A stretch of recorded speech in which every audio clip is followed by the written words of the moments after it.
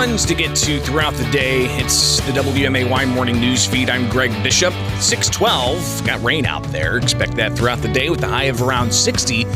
And a slew of information for you to keep you connected, including some interviews about building, interviews about sports, interviews about a whole host of things. And we'll review some of the latest news that happened over the past 24 hours at the Illinois State House, in Washington, D.C., and beyond. So it's all here on WMAY. Thanks for hanging out.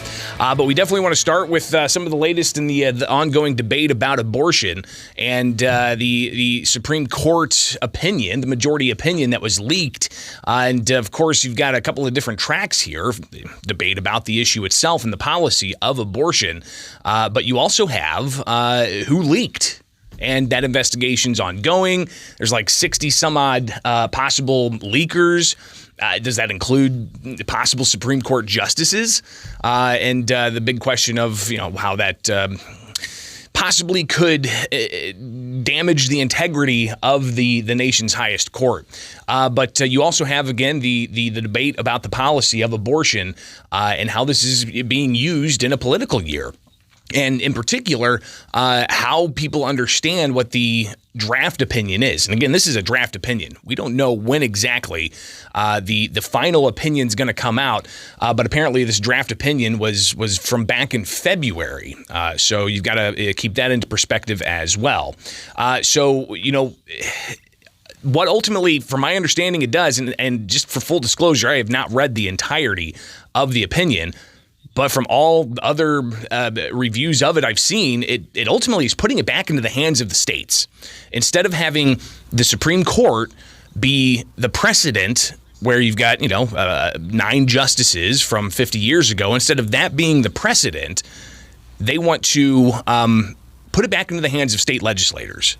Now, Congress could come forward with, through deliberation, through debate, through, gauging their constituents' opinions on this. Congress could come in and pass a law to make it an issue federally, or possibly even bring about a constitutional amendment.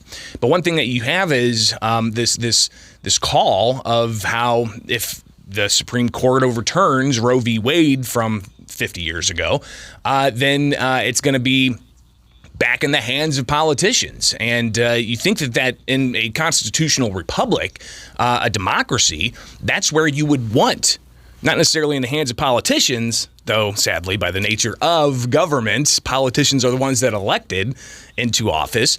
But you would think that you would want that back into the hands of the local people who have the ability to hold their elected representatives the most accountable.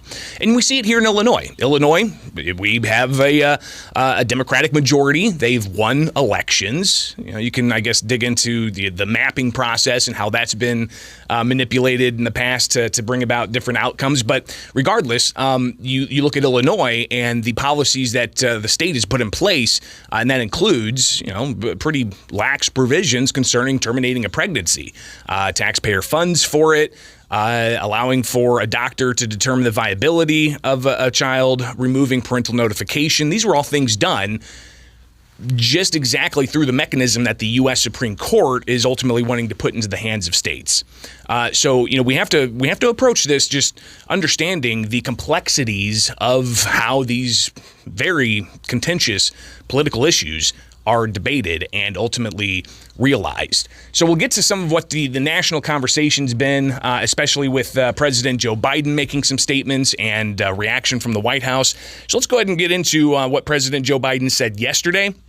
And ultimately, it seems to be something that I think is going to have some legs as we get closer to the elections, not just the primaries, but also the November election. Here is President Joe Biden yesterday talking about who's responsible for all of this. Number one. Number two, what was the second one? Look. The second one was on abortion. As I said when when this hit, as I was getting on the plane to go down to Alabama, this is about a lot more than abortion. I hadn't read the whole opinion at that time.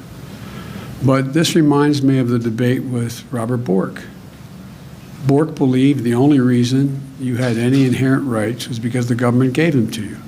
If you go back and look at the opening comments with Bork Biden when I was questioning him as chairman, I said, I believe I have the rights that I have, not because the government gave them to me, which you believe, but because I'm just a child of God. I exist.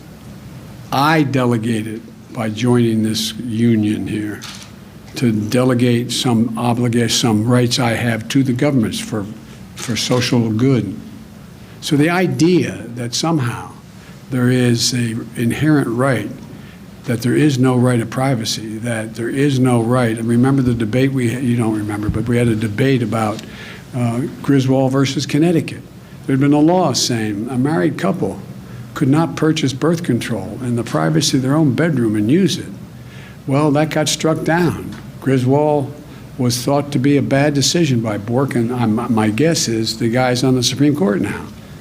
What happens if you have a state changes the law saying that children who are LGBTQ can't be in classrooms with other children? Is that legit under the way the decision is written? What are the next things that are going to be attacked? Because this MAGA crowd is really the most extreme political organization that's existed in American history. In recent American history. So he says recent American history. If you actually go back into American history as he walks off the stage there, I mean, there's been some really extreme groups, and they've been those who sympathized with communism, those who sympathized with government takeover of private industry, those who've sympathized with more state control over people's lives, the Weather Underground, and so on. I mean, you can go down the list of what was this, M19 or some A19, some organization that had a series of bombings or something decades ago. So you've got that at play, and then you've got the White House responding to some questions from Fox News' Peter Doocy about, in particular, the questions of should the president have actually spoken about this when it was leaked, when the White House ultimately was made aware of a leak from the U.S. Supreme Court?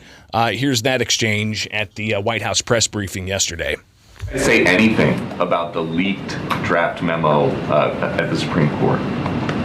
How do you mean? Well, in the past, you have declined to comment on leaked materials, so why now? Well, Peter, I think as you would note and was reported, the Supreme Court confirmed this document was accurate, even if it is not the final opinion. The president had a statement out before they confirmed that it was real. So, and in that changed? statement, he made clear, we don't know if this is accurate. We don't know if this document is accurate or the leak is accurate. And to follow up on a question earlier, does the president think the leaker should be punished? Again, that's up for the Department of Justice and others to determine. What our focus is on is not getting our distracted or our eye off the ball of what is most important to people across the country here, which is not the leak and the story of the leak. It is the fact that women's health care is at risk for millions of people across this country. So, again, that's Peter Doocy from Fox News asking Jen Psaki some questions about the leak, and she's saying it's more about the issue of abortion. And sure, yeah, the Supreme Court in its normal process moving forward with that. But I think still we have to also acknowledge the devastation that's done to the process of the highest court of the land to deliberate without threats of intimidation, like, for instance, having to put up barricades around the U.S. Supreme Court because of ongoing protests. Take a couple of calls. Good morning. You're on WMAY. Hey, good morning, Greg. Hey. You're on the air. Go ahead. This thing leaked. If anybody with common sense can already tell, being the way it's already so politicized, and it's already trying to separate. It's all election related. The thing about this state is, like you're talking about, the parental rights bill.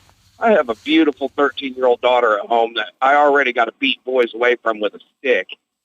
And just to know that if something happened and some doctor somewhere in this state would take her in and give her an abortion without any legal obligation to notify me of that, it just makes me sick to my stomach. And just to know that people in this state aren't even aware of that. And if anybody is aware of that and finds that okay, I think that's something wrong with these people.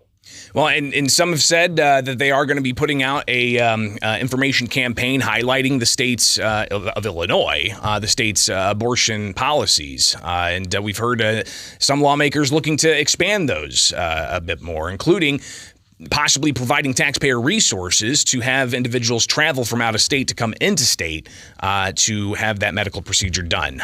Listen, I think people do want to have safe, legal medical procedures available and reproductive health care available. There's no question. But when it comes to the focus, is it just on elective abortions, or should there also be, focus on adoption and having social service programs and the like assist in that in that operation? It's beyond me to settle that, and I'm not even going to try. Good morning. You're on WMAY. Hey, Greg, it's more the same stuff, constant moving of the goalposts, kind of, hey, look over here, it's actually MAGA, that's and it's hard to believe that the administration isn't deep down jumping up and down, clapping their hands that the leak happened. It's just absurd. Well, listen, there's a lot of issues that everyday American taxpayers are facing. High inflation, energy prices through the roof. We're going to hear a little bit later on about concerns of rolling brownouts in Illinois. You've got crime. You've got a whole host of other things, foreign policy. And then you get this dropped. And that's what's taking a lot of the attention now. Got to take a break. It is Springfield's Morning News. I'm Greg Bishop on 92.7 WMAY. Springfield's news and